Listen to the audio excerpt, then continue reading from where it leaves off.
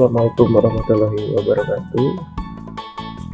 Perkenalkan ya, nama saya Rayhan Kemal dari Universitas Pendidikan Indonesia, jurusan Pendidikan Akuntansi angkatan 2015. Sini saya akan menjelaskan materi tentang jurnal penyesuaian. Sebenarnya lebih ke arah garis besarnya ya, garis besar dan dasar-dasar jurnal penyesuaian. Sebelumnya biar saya tanyakan dulu kabar kalian. Bagaimana semoga sehat aja ya di masa pandemi ini kan, penyakit di mana-mana jadi tetap jaga protokol kesehatan dan jaga kesehatan, semoga sehat aja selalu, amin. Ya selanjutnya saya di sini akan menjelaskan dan menginformasikan mungkin pokok bahasan yang akan kita bahas pada video kali ini. Jadi pokok bahasannya itu yang pertama, pengertian jurnal penyesuaian. Nah ini sebelumnya kita harus tahu dulu apa sih yang dimaksud dengan jurnal penyesuaian. Kenapa jurnal penyesuaian itu harus disusun dan dibuat di dalam siklus akuntansi. Lalu yang kedua ada fungsi menyusun jurnal penyesuaian yang tadi. Ya, fungsinya apa untuk menyusun jurnal penyesuaian? Mengapa ada akun yang harus disesuaikan? Itu jadi sebelumnya kita harus tahu dulu pengertian dan fungsinya.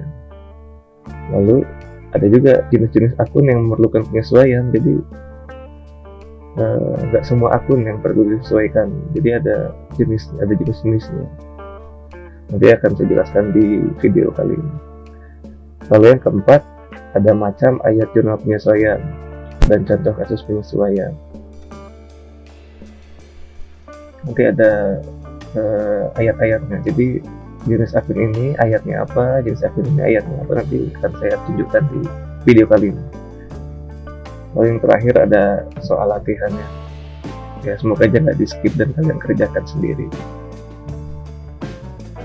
Ya mungkin itu pokok bahasannya. Jadi ada 5 ya, pengertian, fungsi, lalu jenis akun, lalu macam ayatnya, ayat jurnal penyesuaian, yang terakhir ada mungkin sedikit soal latihan untuk dikerjakan masing-masing di rumah. Ya selanjutnya, nah ini pembahasan yang pertama ya, pengertian jurnal penyesuaian. Jadi jurnal penyesuaian itu adalah jurnal yang bermanfaat. Sebenarnya mungkin bermanfaat, mungkin tidak, tapi di sini bermanfaat untuk menetapkan saldo catatan akun pada buku besar di periode akhir. Di jurnal penyesuaian itu siklusnya masuknya di akhir ya, di akhir periode. Lalu selanjutnya, jurnal penyesuaian itu jurnal yang dibuat pada proses pencatatan perubahan saldo di dalam akun yang pada akhirnya akan mencerminkan saldo pada jumlah yang sesungguhnya. Jadi akun yang pada awal periode tercatat mungkin pendapatan, mungkin beban peralatan, pasti nilainya akan menyusut dan tidak akan sama pada saat diterima atau dibeli. Jadi harus disesuaikan. Jadi jurnal penyesuaian inilah yang mencerminkan nilai yang sesungguhnya.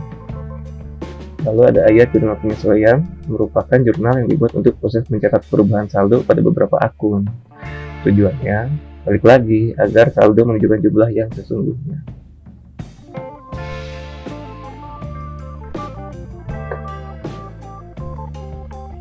Lalu ada pokok bahasan yang kedua tadi. Setelah pengertian, kita lanjut ke fungsi. Nah, fungsi jurnal penyesuaian apa sih sebenarnya? Yang pertama, supaya akun nominal, yaitu akun pendapatan serta beban, bisa diakui di suatu periode serta menunjukkan situasi yang sesungguhnya. Jadi sebenarnya intinya jurnal penyesuaian itu menyinggung memperlihatkan nilai yang sebenarnya gitu. Tapi ada contohnya, nilai di akhir periode sebenarnya seperti mungkin mesin pada saat membeli kan tidak akan sama nilainya pada saat di akhir periode nanti. Misal beli bulan Januari kan mesin pada bulan Januari berbeda nilainya dengan saat bulan Mei misalnya, Desember akan berbeda. Jadi disitulah pada saat akhir periode penyesuaian itu menunjukkan nilai yang sebenarnya setelah penyesuaian. Lalu selanjutnya ada menghitung perkiraan nominal. Nah, ini untuk pendapatan serta beban sebenarnya dalam periode terkait. Jadi ada pendapatan, contohnya mungkin sedikit, ada pendapatan yang diterima di muka, pendapatan sudah diterima tapi belum dicatat pada buku besar. Ada tadi tuna penyesuaian untuk disesuaikan dan dikembalikan lagi saldo yang sebenarnya di akhir periode. Lalu ada menetapkan saldo catatan pada akun buku besar di akhir periode, sehingga perkiraan saldo kewajiban dan harta, saldo real, menunjukkan jumlah yang sesungguhnya. Dan yang terakhir ada supaya di akhir periode akun real yang berupa harta, kewajiban dan modal menampakkan situasi yang sebenarnya. Tadi sesuai pengertian. Sebenarnya pada intinya adalah menampakkan situasi yang sebenarnya, nilai yang sebenarnya.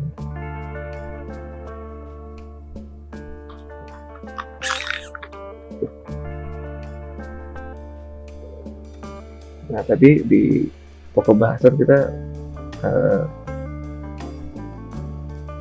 saya menyebutkan ada beberapa pokok bahasan kan. Yang pertama tadi ada pengertian, yang tadi saya sebutkan.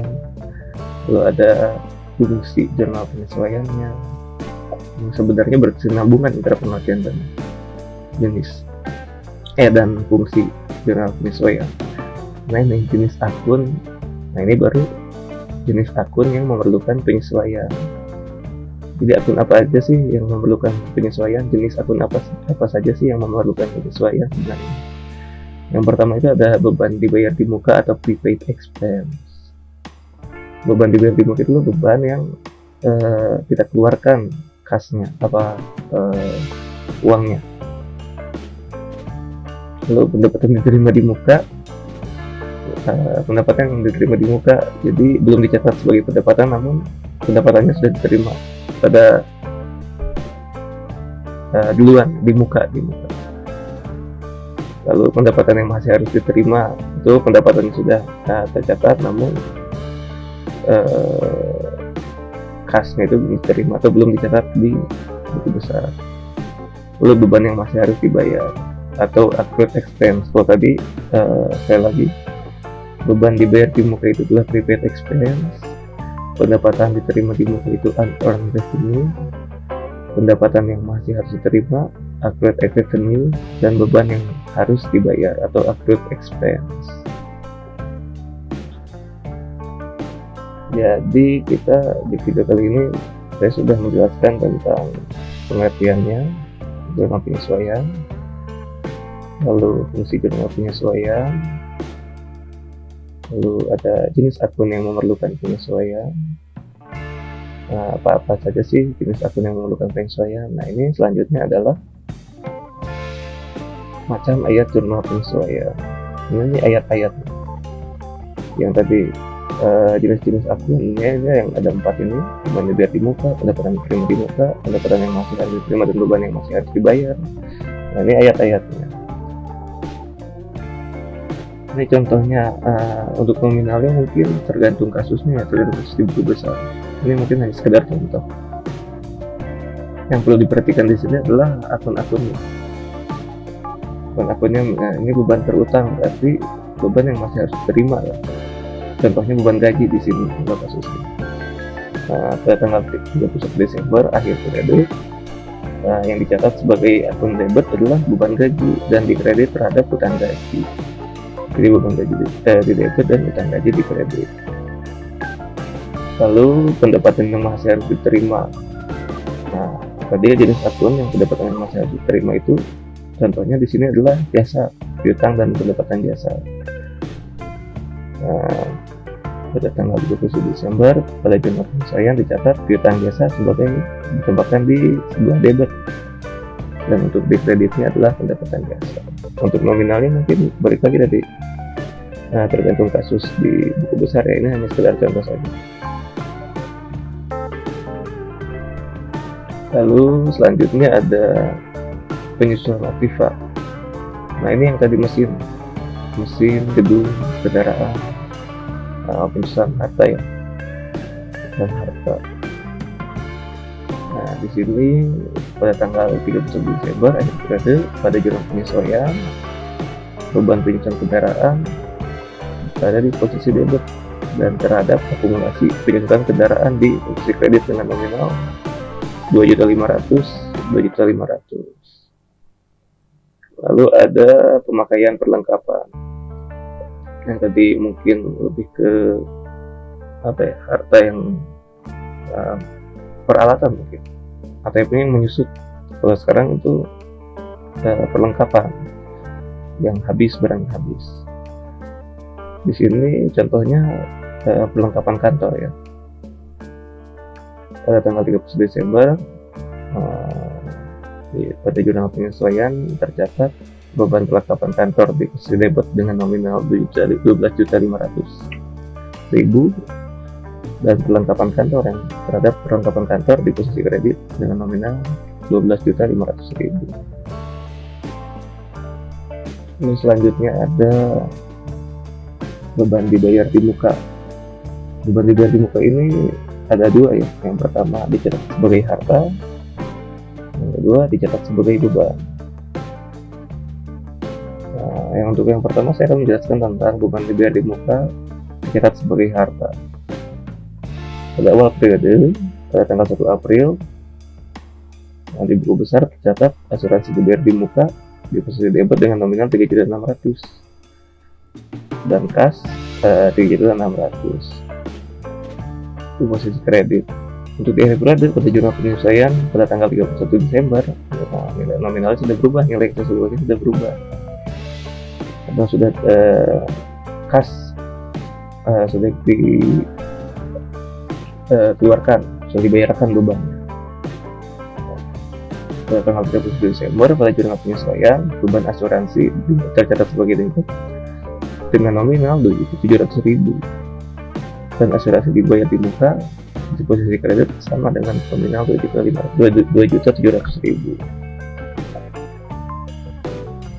Lalu selanjutnya kalau tadi dicatat sebagai harta, sekarang dicatat sebagai beban. Beban dibayar di muka dicatat sebagai beban. Nah, pada awal periode pada buku besar sekali lagi pada tanggal 1 April tercatat beban asuransi di posisi debit dengan beban asuransi di posisi debit dengan nominal 3.600.000 dan kas dengan nominal 3.600.000 di posisi kredit. Lalu di jurnal penyesuaiannya pada tanggal 31 Desember pada jurnal penyesuaian tercatat asuransi dibayar di muka dicatat sebagai debit dengan nominal sudah berubah tadi. Balik lagi pada pengertian dan fungsi kan. Jurnal penyesuaian itu menunjukkan nilai nominal yang sesungguhnya yang sudah dibayarkan. Kalau pada buku besar kita mencatat bebannya aja sekian, nominalnya sekian, setelah dibayarkan beban kita yang tersisa setelah akhir periode pada jurnal penyesuaian menunjukkan nilai yang sesungguhnya, yaitu 700.000. Asuransi dibayar di muka dengan nominal 700.000 di posisi debit dan beban asuransi pada posisi kredit di posisi dengan nominal 700.000.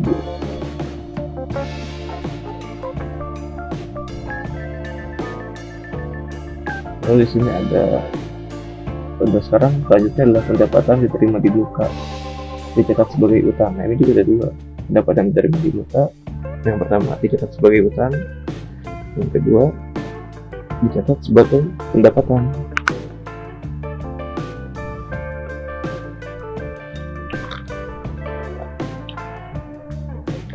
Yang pertama pendapatan diterima di muka dicatat sebagai utang. Pada buku besar tanggal 1 April tercatat akun kas berada pada posisi debit. Pertama posisi debit 36 juta dan sewa diterima di muka 36 juta. Kalau ini kasusnya uangnya kita sudah terima duluan ya, namun nanti di akhir periode saya diterima pendapatan sewanya, baru bertambah kreditnya di jurnal penyesuaian. Untuk di buku besar ini kas pertama di debit dan saya ditaruh di muka di posisi kredit 36 juta. Akhir periode tanggal 31 Desember pada jurnal penyesuaian tercatat yang tadi itu sewa diterima di muka pada posisi debit dengan nominal 12 juta dan pendapatan sewa pada posisi kredit dengan nominal 12 juta. Lalu ada pendapatan dari mati muka dicatat sebagai pendapatan. Yang pertama itu pada buku besarnya tanggal 10 April lagi, ini contohnya, kas berada di posisi debit dengan nominal 36 juta dan pendapatan sewa dengan nominal di posisi kredit di 36 juta juga. Lalu di akhir periode pada tanggal 31 Desember pada jurnal penyesuaian tercatat pendapatan sewa di posisi debit dengan nominal 24 juta dan sewa diterima di muka pada posisi kredit. Ya, itulah ayat-ayat jurnal penyesuaian menurut jenis-jenis akun apa saja sih yang harus disesuaikan. Jadi tadi ada 4 jenis akun yang memerlukan penyesuaian dan tadi ada ayat-ayat, contoh ayat-ayatnya, contoh ayat-ayat jurnal penyesuaian. Nah, untuk kita itu lagi, tadi kita sudah menjelaskan tentang tadi kita sudah belajar tentang pengertian jurnal penyesuaian, lalu fungsi menyusun jurnal penyesuaian yang berkesinambungan. Pada intinya adalah menunjukkan nilai yang sesungguhnya, akun real pertama pada akhir periode. Namun tidak semua akun yang memerlukan untuk ditunjukkan nilai yang sebenarnya. Ada juga jenis-jenis akun yang memerlukan penyesuaian, beberapa jenis akun dan ayatnya, bermacam jurnal penyesuaian dan contoh kasus penyesuaian.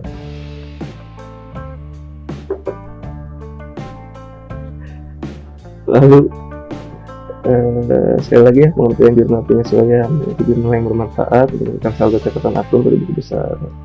Ya, sebenarnya pada intinya itu adalah yang terakhir ini. Tujuannya agar saldo menunjukkan jumlah yang sesungguhnya pada intinya, dan fungsinya yang sama, yang terutama pada saldo real yang untuk ditunjukkan jumlah yang sesungguhnya pada akhir periode. Lalu akun apa saja sih yang menunjukkan jumlah penyesuaian? Tadi ada 4. Beban juga di muka, beban yang masih harus dibayar, pendapatan yang diterima di muka, dan pendapatan yang masih harus diterima. Lalu ini tadi ayat-ayatnya ada beban terutang, pendapatan yang harus diterima itu seperti ini ayatnya.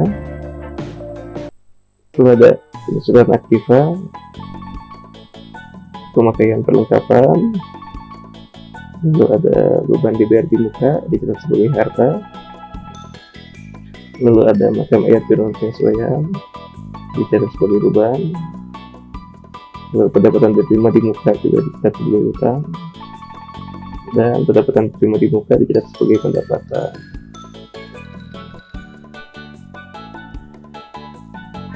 Lalu ini ada contoh soal penyesuaian. Mungkin kalian bisa kerjakan di rumah masing-masing ya. Ini kurang jelas sebenarnya. Nah, lalu di contoh soal penyesuaiannya,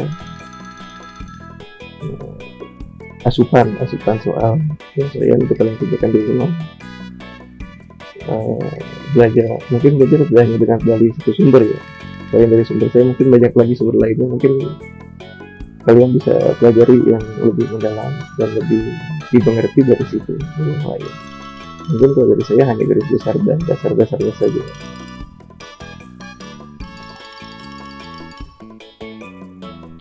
Dan ini contoh yang kedua, contoh soal yang kedua. Ini ada jurnal penyesuaian ya. Silakan dipahami.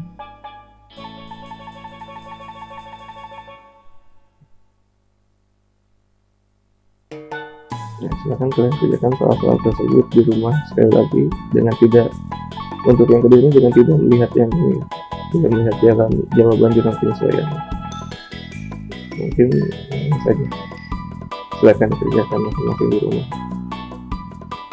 Nah, sekali lagi ya, belajar tidak hanya dari satu sumber ya. Sekarang kan zaman sekarang itu udah modern, segala ada gitu di Google gitu. Jadi saya sarankan tidak dari sumber saya saja, melainkan silahkan kalian cari sumber-sumber lainnya yang mungkin lebih mendalam dan lebih dimengerti dan lebih benar mungkin. Cukup dari saya. Itu kesimpulannya di dalam penyesuaian itu. Sekali lagi untuk menormal menunjukkan saldo yang sebenarnya dari buku besar di akhir periode itu intinya. Terima kasih telah menonton video ini. Jangan lupa like, comment, dan subscribe kalau kalian setuju kalau video ini kurang bisa dimengerti. Tetap jaga kesehatan, kurang lebihnya saya minta maaf. Saya Rehan Sena dari Universitas Indonesia, pamit undur diri. Assalamualaikum warahmatullahi wabarakatuh.